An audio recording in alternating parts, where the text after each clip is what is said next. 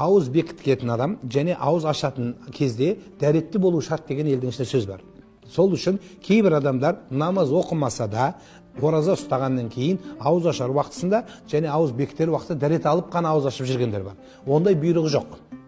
Дәретіңіз бар болса да, дәретіңіз жоқ болса да, ауызды бекіте бересіз, ауызды аша бересіз.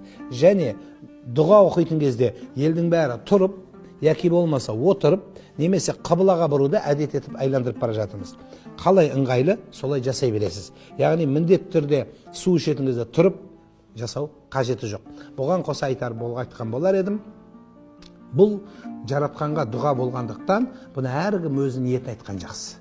Әркім өзі дұғасын оқып, іштегі дұғасын айтып, мысалы біреудің денсаулығына байланысты дұға қылсын, біреу перзент сұрап дұға қылады. Өйткені ауыз ашар мен ауыз бекітер уақыт бұл дұғалардың қабыл болатын сәті болғандықтан әркім жеке өз айтқаны абзал.